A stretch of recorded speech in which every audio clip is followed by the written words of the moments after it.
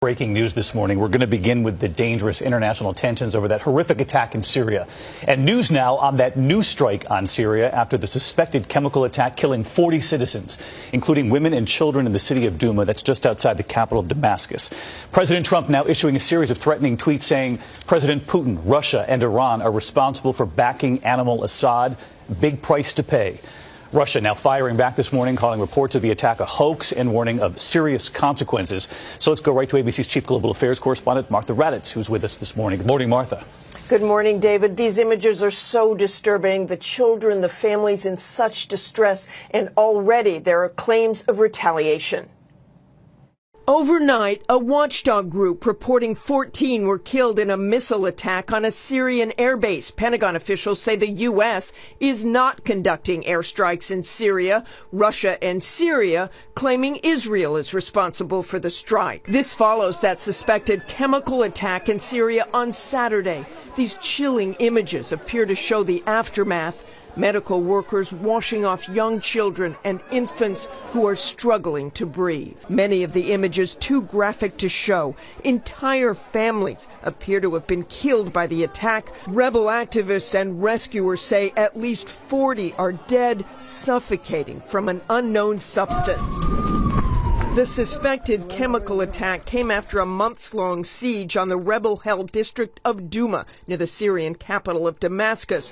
While U.S. intelligence is assessing the strike, President Trump called it a mindless chemical attack in a tweet and blamed President Putin, Russia, and Iran for backing Animal Assad, his first denunciation of Russian President Vladimir Putin on Twitter. The White House not ruling out a military response. I wouldn't take anything off the table. These are horrible photos. We're looking into the attack at this point. It was just over a year ago when the images from this chemical attack in Syria led President Trump to order a missile strike on a Syrian military airfield in retaliation. That crosses many, many lines beyond a red line. But since that strike, according to Human Rights Watch, there have been at least 6 other suspected chemical attacks in Syria. UN Ambassador Nikki Haley saying the U.S. and 8 other nations will hold an emergency Security Council meeting today, tweeting strong action is needed. The regime of Syrian President Bashar al-Assad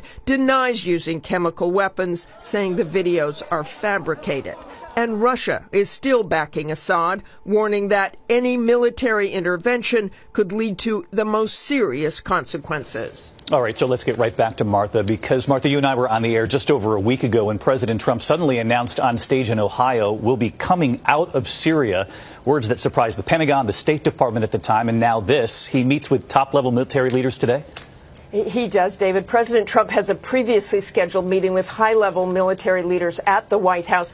If the president decides on a military response, it could come quickly. Last year, the American military response took place less than 3 days after the chemical attacks. Trump's comments last week you were talking about were about the fight against ISIS. This suspected chemical attack is being blamed on the Syrian government. And David, as you know, given what the president has already tweeted and knowing how he responds to images, I would not be at all surprised if he ordered a missile strike this time as well. We're going to be watching this very closely throughout the day. Martha, thank you. Let's get right to retired Marine Colonel and ABC News contributor Steve Ganyard. Colonel Ganyard, you heard Martha just report there that the last time the American response was just 3 days after the chemical attack. Did the president's strike on Syria a year ago, in essence, set a new red line here? Does it ratchet up the pressure to respond? And what could he go after? David, the last time the U.S. struck, about a year ago, the Syrians for using chemical weapons, it was a warning. It really wasn't intended to degrade the Syrian military. So they have now crossed that line when the president told them, don't do it again. So the president is going to have to, if he takes military action, do something much broader, something much tougher. It will be a strike that will be much larger than what we saw a year ago. So, Steve, if he does take action, what does the U.S. have there right now ready to go? The U.S. keeps a lot of firepower in that part of the world, as you can imagine, David. There are ships at sea. There are submarines that are capable of shooting Tomahawk missiles. Bombers can be moved into the area quite easily. So if the president does order some kind of a military action, there's plenty of firepower on hand to conduct that. And, Steve, as you heard at the top there, Assad now saying these videos are fabricated even as the world watches the suffering. You've got RT in Russia now reporting that Moscow is calling this fake news. How do you verify that a chemical attack in fact happened, and what kind of chemicals?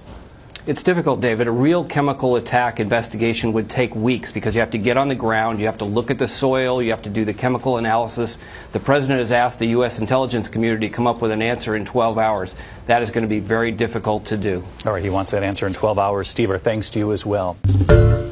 Hi, everyone. George Stephanopoulos here. Thanks for checking out the ABC News YouTube channel. If you'd like to get more videos, show highlights, and watch live event coverage, click on the right over here to subscribe to our channel. And don't forget to download the ABC News app for breaking news alerts. Thanks for watching.